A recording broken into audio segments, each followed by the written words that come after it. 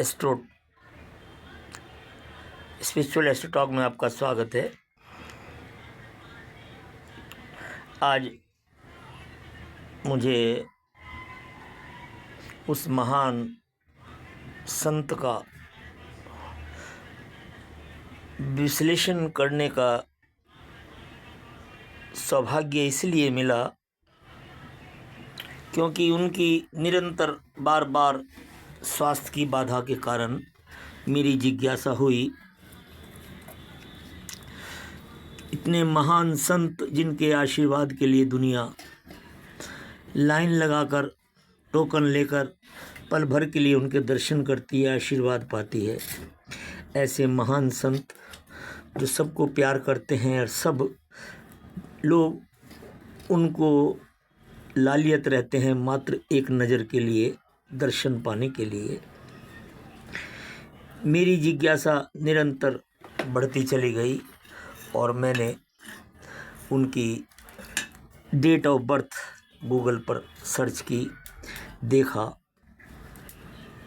पता लगा जो मेरे गुरु ने मुझे ज्ञान दिया था ठीक उसके अनुकूल ही उस जन्म कुंडली के अंदर मैंने वो योग पाया।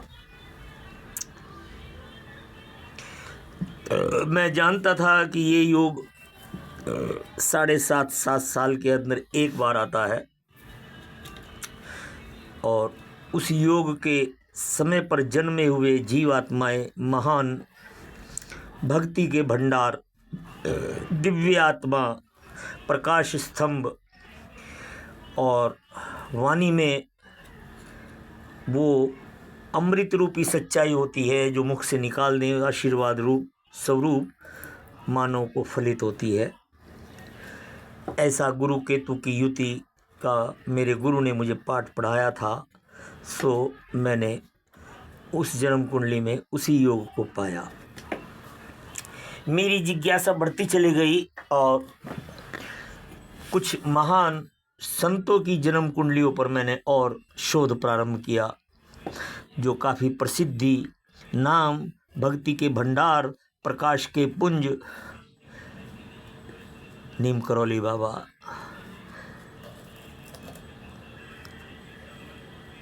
सियाराम बाबा, रामा भद्राचार्य,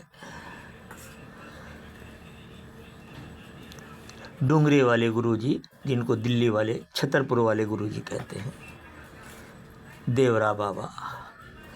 तो काफ़ी उन संतों के बारे में मेरी जिज्ञासा और बढ़ती चली गई और मैंने उनकी डेट खोजनी शुरू की, प्रारंभ की।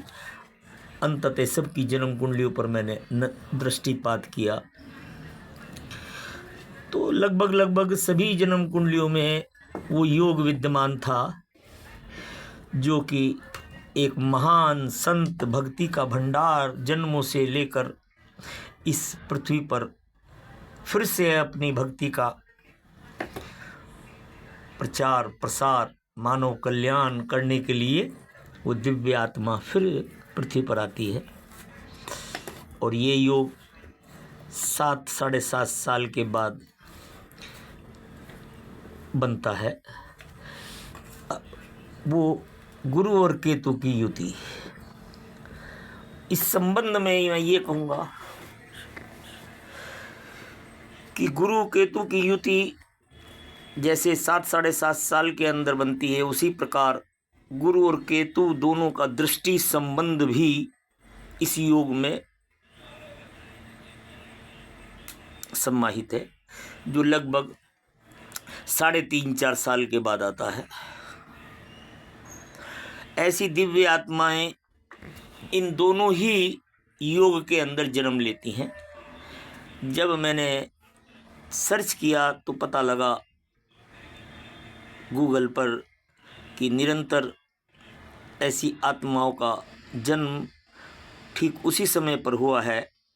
7.5 साल के अंतराल में जब जब गुरु केतु की युति हुई अथवा गुरु केतु का दृष्टि संबंध बना, उसमें भी ये योग इस प्रकार होना चाहिए कि गुरु और केतु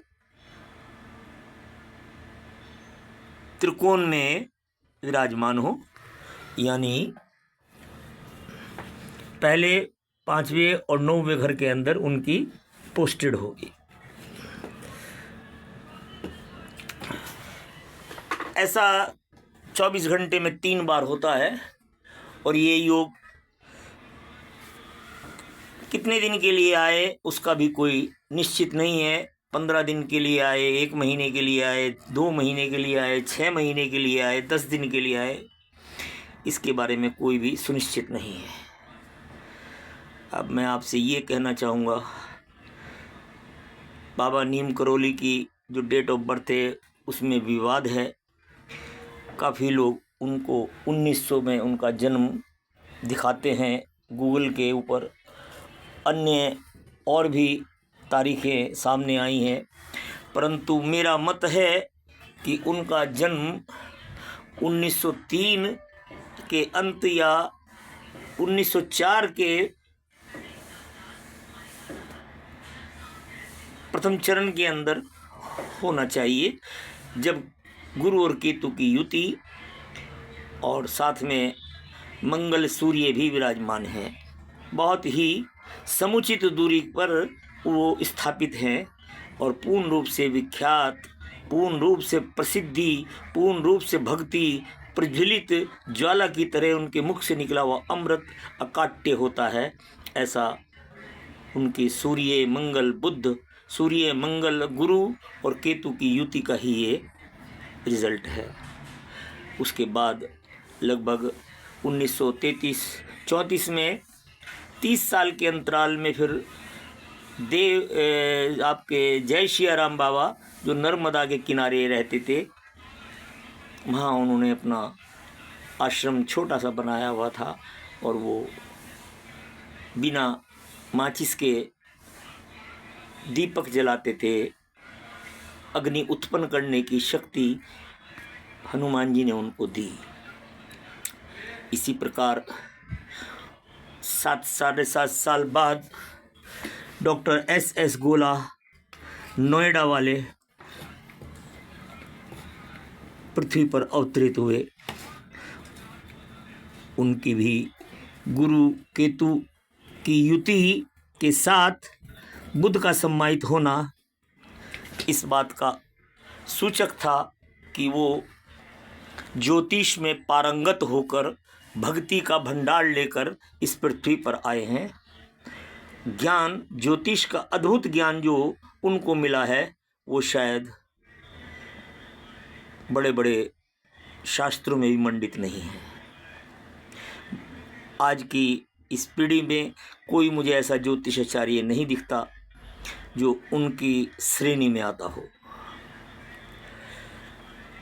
एस्ट्रोनॉमी की ऐसी भविष्यवाणी करते थे, कब कौन से देश में बर्फ़ गिरेगी, तूफान आएगा, सुनामी आएगी, वर्षा होगी, कौन से क्षेत्र में, देश के कौन से हिस्से में मौसम का परिवर्तन कैसे होगा, एक एक शब्द उनका काट्य सत्य होता था। ऐसी उनकी अपनी एस्ट्रोनॉमी की रिसर्च थी।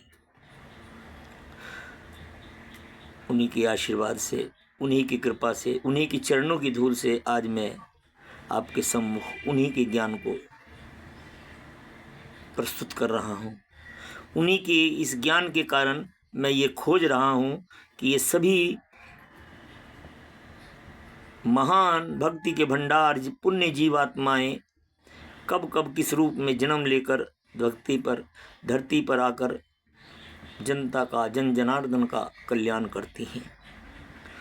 उसी में अगला नंबर लगभग 14-15 साल के बाद आता है 54-55 में डूंगरी वाले गुरुजी, जिन्हें छत्रपुर वाले गुरुजी कहते हैं, दिल्ली में। और 1954-55 के बाद फिर 15 साल के अंतराल में 69 में प्रेमानंद जी का जन्म आता है और उनका भी ये अकाट्य प्रेम, अमृतवाणी, आशीर्वाद किस प्रकार फलित होता है, लोग कैसे उमड़ते हैं, ये आप आज देख रहे हैं। जिसका एकमात्र गुरु केतु और सूर्य की युति, उनकी प्रसिद्धि और भक्ति का प्रकाश दूर दूर तक ख्याति इस बात का प्रमाण है। परंतु उनकी ये बीमारी का जो कारण था, वही गुरु केतु जो भक्ति के भंडार हैं, भक्ति के देने वाले हैं, मोक्ष के द्वार पर ले जाते हैं, वो ही गुरु केतु की युति के जो अंश हैं वो बहुत ही करीब नहीं, दोनों ही लगभग 6 अंश के हैं, जिसके कारण उनकी किडनी के ऊपर इसका दुष्प्रभाव शरीर के ऊपर आ जाता है और वो किडनी के रोग से ग्रस्त हो जाते हैं। परंतु आज के इस युग में आज भी विज्ञान को चुनौती है कि वो अपनी मंत्र चिकित्सा स्वयं कर अपने उस रोग पर नियंत्रण पाया हुआ है, जिसका लोहा विज्ञान भी मानता है। और आज वो ही विज्ञान मंत्र चिकित्सा भी करता है।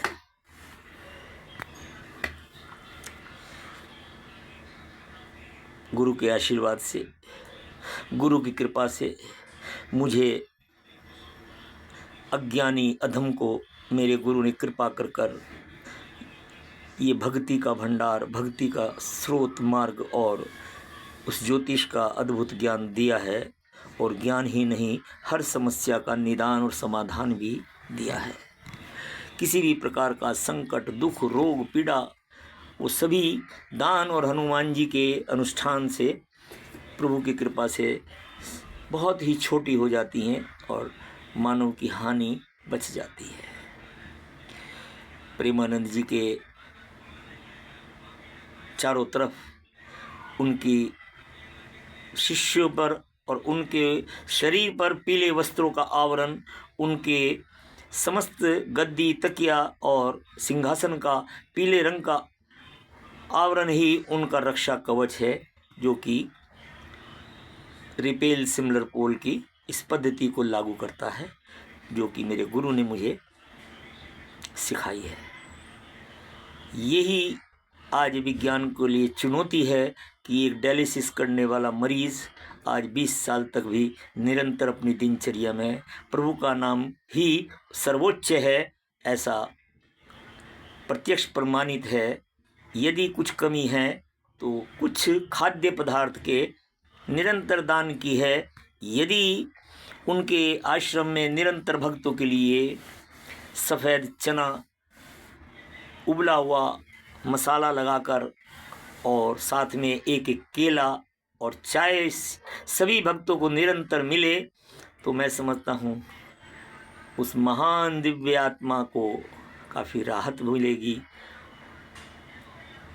राहत तो आज भी है, संतुष्ट भी हैं, परंतु मैं अपने इस गुरु के ज्ञान को अनदेखा तो नहीं कर सकता कि दान, भक्ति किस प्रकार से मानव को कल्याण करते हैं, ये एक सब पर लागू होता है, ऐसा मेरा ही नहीं, हजारों भक्तों का अनुभव है कि दान की प्रक्रिया हर किसी पर लागू होती है।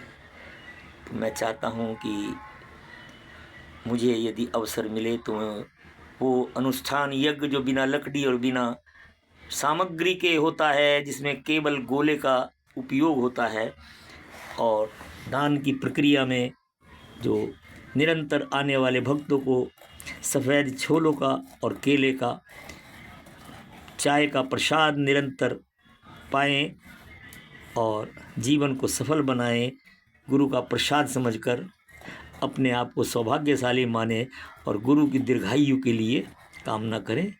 इसी के साथ आज का विषय में विराम करता हूँ। फिर किसी विषय दिन बात होगी किसी और विषय पर ज्योतिष के माध्यम से।